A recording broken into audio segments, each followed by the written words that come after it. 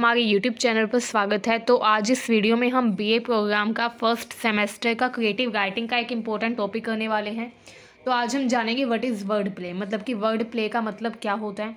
ठीक है, तो वर्ड प्ले जो है ये एक लिटरेरी डिवाइस है। लिटरेरी डिवाइस आई थिंक आपको पता ही होगा, बताने की तो ज़रूरत नहीं होगी, फिर भी मैं बता देती हूँ कि लिटरेरी डिवाइस जो है ये होते हैं फिगर ऑफ स्पीच। ठीक है, जो फिगर ऑफ स्पीच होती हैं जैसे मेटाफर, एलिट्रेशन, हाइपरबोली, रिपीटिशन, ये जितने भी फिगर ऑफ स्पीच हैं जिसे आप हिंदी में अलंकार भी बोल सकते हैं, उनको ही लिटरेरी डिवाइस कहा जाता है। तो वर्ड प्ले जो है ये भी एक तरीके का लिटरेरी डिवाइस ही है। ठीक है, लेकिन इसमें कुछ स्पेशल चीज़ें हैं जो हम अभी डिस्कस करेंगे। डिस्कस करने से पहले आपसे कहना चाहूँगी कि अगर हमारे चैनल पर आप पहली बार आए हैं तो सब्सक्राइब कर लीजिए ताकि हमारी हर वीडियो की अपडेट आप तक सबसे पहले पहुँचती रहे।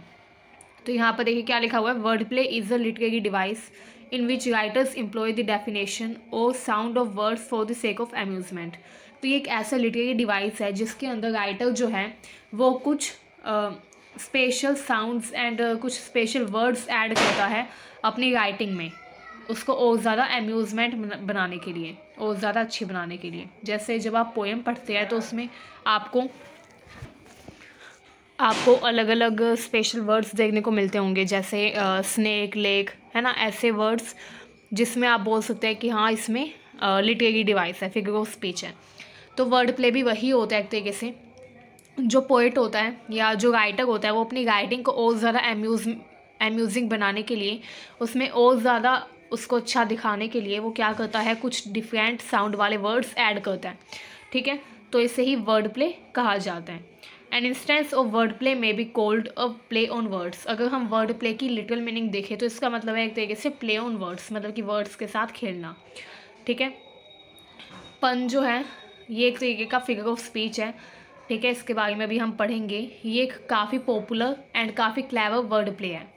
ठीक है, सबसे पॉपुलर जो वर्ड प्ले है वो क्या है, पन। तो चलिए देखते हैं कि कितने टाइप के होते हैं वर्ड प्ले। वर्ड प्ले जो है ये 9 टाइप्स के होते हैं। ठीक है, कुछ वर्ड प्ले जो है वो ह्यूमरस होते हैं, कुछ वर्ड प्ले जो है वो काफ़ी ज़्यादा इंटरेस्टिंग होते हैं। तो ये जो वर्ड प्ले है ये हमारी लिटरेचर को, हमारी जो भी राइटिंग है उसको और ज़्यादा बेटर बना देते हैं। ठीक है, उसमें और ज़्यादा ऐड ऑन करके उसको और ज़्यादा अम्यूजिंग बना देते हैं। तो चलिए देखते हैं कौन कौन से है ये वर्ड प्ले। पहला जो वर्ड प्ले है वो एलिट्रेशन। ठीक है, आगे बढ़ने से पहले मैं आपको बोलना चाहूँगी कि हमने क्रिएटिव राइटिंग का कंप्लीट पीडीएफ प्रिपेयर किया है जिसमें जो भी आपके थ्योरी एग्जाम में आ सकता है वो सब कुछ हमने ऐड ऑन किया है। ठीक है, ओवरऑल आपका जितना भी सिलेबस है, जो भी आपके सिलेबस में गिवन है, जितने भी यूनिट्स है वो सारा हमने उसमें ऐड ऑन किया है। तो अगर आपको वो पीडीएफ हमसे चाहिए हो तो आप हमारे ऑफिशियल व्हाट्सएप नंबर पर मैसेज कर सकते हैं। हम अपना व्हाट्सएप नंबर इस वीडियो के डिस्क्रिप्शन में डाल देंगे, वहाँ से आप देख सकते हैं। ठीक है, तो अगर आपको लेना हो इसका पीडीएफ तो आप बता दीजिएगा। चलिए टॉपिक पर आते हैं, एलिट्रेशन। एलिट्रेशन जो है काफ़ी कॉमन होता है पोइट्री में, खास तौर पर पोएम में आपको एलिट्रेशन बहुत ज़्यादा देखने को मिलेगा।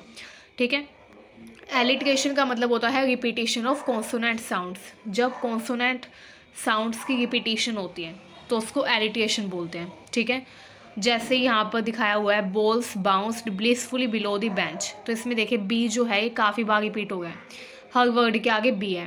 बॉल्स में भी बी, बाउंस में भी बी, ब्लिसफुली में भी बी। ठीक है, तो ये जो बी है इसकी क्या हो गई, रिपीटिशन हो गई है। बी क्या है, बी एक कॉन्सोनेंट है एंड कॉन्सोनेंट की यहाँ पर रिपीटिशन हो गई है। तो जब भी रिपीटिशन होती है तो उसको बोलते हैं एलिट्रेशन। ठीक है, एक और एग्जाम्पल देखिए, द स्नेक स्लिथर्ड स्निकली एंड स्टील्थली। ठीक है, तो यहाँ पर जो एस है उसकी रिपीटेशन हो गई है, एस भी एक कॉन्सोनेंट है। एंड यहाँ पर खास बात क्या होती है, जो कॉन्सोनेंट है उसकी रिपीटेशन होती है। एंड कॉन्सोनेंट हमेशा वर्ड के स्टार्टिंग में होता है, एंड में नहीं, हमेशा वर्ड के स्टार्टिंग में आपको कॉन्सोनेंट मिलेगा। यहाँ पर देखिए एस की रिपीटेशन हो गई है। ठीक है, तो ये हो गया आपका एलिट्रेशन। काफ़ी इंपॉर्टेंट वर्ड प्ले है, ये काफ़ी पॉपुलर है। सेकेंड नंबर पर आपका है होमोग्राफ। होमोग्राफ जो है ये वर्ड्स होते हैं जिनकी स्पेलिंग तो सेम होती है लेकिन उनका मतलब अगर हम देखें, अगर उनकी मीनिंग पर हम गौर करें तो उनकी मीनिंग्स डिफरेंट होती है। ठीक है, तो होमोग्राफ्स आपके वो वर्ड्स होते हैं जिनकी स्पेलिंग तो सेम होती है, प्रोनाउंसिएशन में भी वो सेम होते हैं, लेकिन उनकी मीनिंग, उनकी डेफिनेशन डिफरेंट होती है, अलग होती है। जैसे यहाँ पर एक एग्जांपल दे रखा है, he was close to the store when it was about to close. तो इसमें क्लोज जो है ये 2 बार आया है एंड दोनों बार क्लोज की डिफरेंट मीनिंग है, ठीक है। स्पेलिंग सेम है लेकिन मीनिंग अलग अलग है। He was close to the store, यहाँ पर क्लोज की मीनिंग है पास, कि वो स्टोर के पास में था। When it was about to close, जब वो बंद होने वाला था। तो यहाँ पर जो क्लोज है इसकी मीनिंग है बंद होना, ठीक है। तो यहाँ पर क्लोज की 2 मीनिंग है। एक मीनिंग तो ये है कि वो उसके पास में था, स्टोर के पास में था। एंड दूसरी बात जब लिखा हुआ है when it was about to close, तो यहाँ पर क्लोज की मीनिंग है जब वो बंद होने वाला था, ठीक है। तो क्लोज की एक साथ 2 मीनिंग दे रखी है, एक तो है करीब या फिर पास एंड एक है बंद होना। इसी तरीके से देखिए ये काफ़ी इंपॉर्टेंट एग्जाम्पल है, आपके एग्ज़ाम में आपको ये एग्जाम्पल ज़रूर लिखना है, ठीक है, ताकि आपके अच्छे मार्क्स आ सकें। तो चलिए अब नेक्स्ट देख लेते हैं हम। यहाँ पर देखिए लिखा भी हुआ है the first close refer to proximity, proximity यानी कि पास होना। एंड जो सेकंड है उसमें लिखा हुआ है शटरिंग, मतलब कि दूसरा जो क्लोज है उसका मतलब है शटर यानी कि बंद होना, ठीक है। तो ये इंपॉर्टेंट है काफ़ी। नेक्स्ट देखिए, नेक्स्ट है होमोफोन। होमोफोन क्या होता है? होमोफोन वो वर्ड्स होते हैं जिनकी साउंड तो सेम होती है लेकिन इनकी मीनिंग अलग होती है एंड इनकी स्पेलिंग भी अलग होती है, ठीक है। जैसे जो होमोग्राफ थे उसमें तो स्पेलिंग भी सेम थी लेकिन इसमें स्पेलिंग मोस्टली आपको डिफरेंट देखने को मिलती है। होमोफोन्स में ये होता है कि साउंड तो हमेशा सेम ही होगी लेकिन स्पेलिंग पर ये होता है कभी कभार स्पेलिंग सेम हो जाती है, कभी कभी स्पेलिंग डिफरेंट हो जाती है, लेकिन होमोग्राफ में हमेशा स्पेलिंग सेम ही होगी, ठीक है। अब जैसे यहाँ पर देखिए, यहाँ पर रोज़ लिखा हुआ है तो एक बार रोज़ का मतलब फ्लावर भी होता है एंड रोज़ जो है ये पास्ट टेंस भी है राइज का, ठीक है। तो इसमें स्पेलिंग तो सेम है लेकिन मीनिंग जो है वो डिफरेंट है। वहीं दूसरी तरफ स्पेलिंग इसकी अलग भी हो सकती है। जैसे यहाँ पर लिखा है blue and blue, sound same है, BLUE इसको भी ब्लू बोलेंगे, BLEW इसको भी ब्लू बोलेंगे, लेकिन इनकी मीनिंग्स जो है वो डिफरेंट है, ठीक है। तो इसमें ये होता है कि साउंड तो हमेशा सेम ही होगी लेकिन मीनिंग्स डिफरेंट होगी। एंड स्पेलिंग का ये होता है कभी कभार स्पेलिंग सेम हो जाती है, कभी कभार स्पेलिंग अलग हो जाती है, ठीक है। तो ये होमोफोन्स जो है ये होमोग्राफ की तरह ही है जैसे जो हमने अभी किए थे, ठीक है, जैसे उसमें हमने किया था वैसा ही है। Homophones can represent a phonetic form of word play as examples are Jim and I are like Gemini twins. इसमें देखिए जिम एंड जेमिनी एक जैसा लग रहा है पढ़ने में, ठीक है, आई मीन बोलने में साउंड इनकी सेम लग रही है, ठीक है, हल्की हल्की, लेकिन मीनिंग इनकी डिफरेंट है। नेक्स्ट देखिए, नेक्स्ट है आइडियम। आइडियम क्या होता है? आइडियम एक ग्रुप ऑफ वर्ड होता है, ठीक है, जो क्या करता है किसी कंप्लीट सेंटेंस को डिनोट करता है, ठीक है। मतलब कि ग्रुप ऑफ वर्ड्स, शब्दों का समूह जो एक सेंटेंस बनाते हैं जिसका कोई मीनिंग हो इन रियलिटी, ठीक है, जिसकी कोई लिटरल मीनिंग हो। जैसे चिप ऑन योर शोल्डर, ये एक आइडियम है। इसमें क्या है? आइडियम मतलब कि छोटे छोटे जो सेंटेंस होते हैं, जैसे ओबे योर पेरेंट्स, ठीक है, and shut the door, shut the window, ठीक है, टर्न ऑफ द टीवी। तो ऐसे जो सेंटेंसेस होते हैं जो छोटे छोटे होते हैं, ठीक है, जिसमें कोई स्पेसिफिक बात कही जाती है एंड वो सेंटेंस ख़त्म हो जाता है। ऑलवेज स्पीक ट्रूथ, ठीक है। तो ये जो छोटे छोटे सेंटेंस होते हैं इनको आइडियम बोलते हैं हम, ठीक है। चिप ऑन योर शोल्डर, अपने शोल्डर्स को ठीक करके ठीक करो। तो ये जो वर्ड्स हैं ये ग्रुप ऑफ वर्ड्स हैं लेकिन इनकी मीनिंग भी है एक, ठीक है।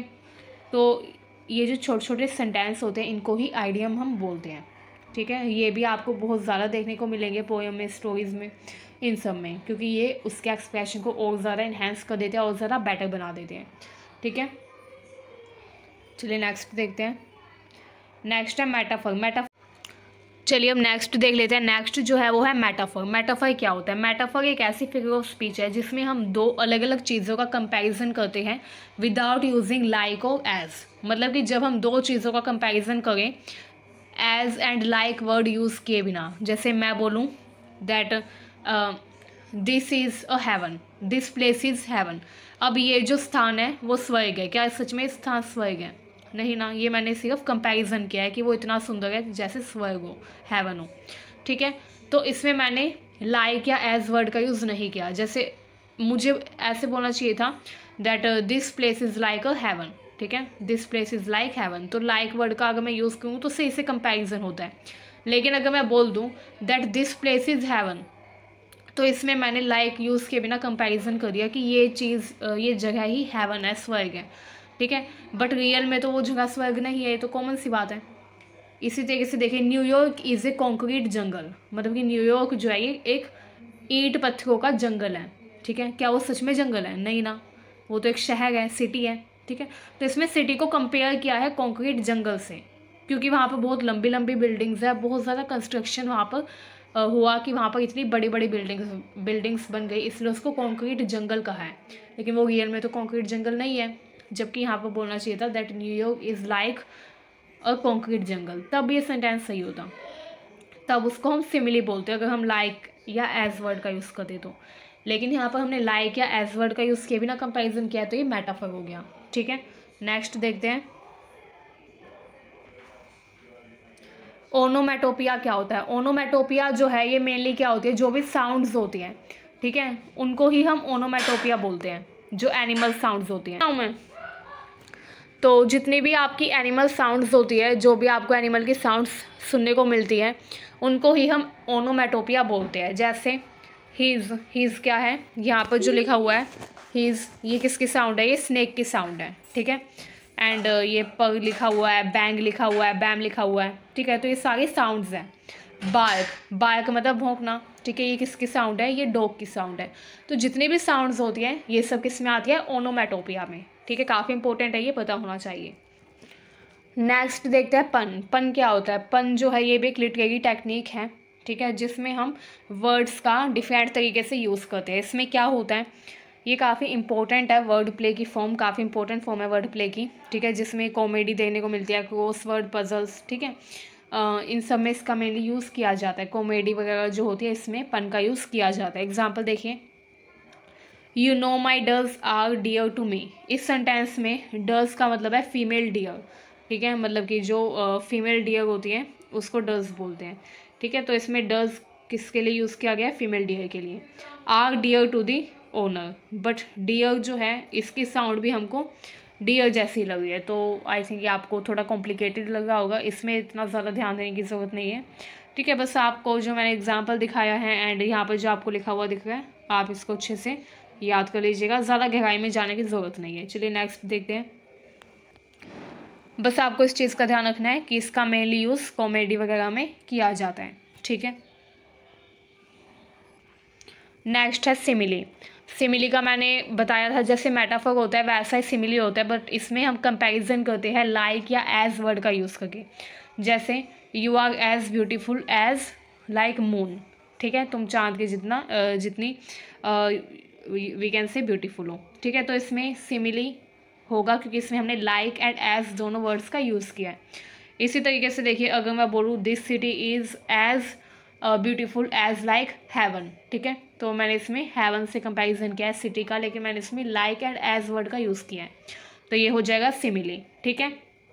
तो इसमें भी ज़्यादा कुछ नहीं था, काफ़ी ईजी था। नेक्स्ट देखिए, नेक्स्ट है स्पूनैरिज्म, ठीक है। ये भी एक काफ़ी इंपॉर्टेंट हम बोल सकते हैं वर्ड प्ले है, लिटरेरी डिवाइस है, ठीक है। इसमें क्या होता है, इसमें मेनली जैसे यहाँ पे एग्जांपल देखा है, fighting a liar is a spoonerism of lighting a fire, मतलब कि दो चीज़ों को हम आगे पीछे तोड़ मरोड़ के लिख सकते हैं, ठीक है, जिनकी साउंड भी सेम हो। तो इसमें भी ज़्यादा कुछ खास नहीं था। तो ये हमारे टोटल 9 वर्ड प्ले थे। उम्मीद है आपको ये वीडियो अच्छी लगी हो, यूज़फुल लगी हो, ठीक है।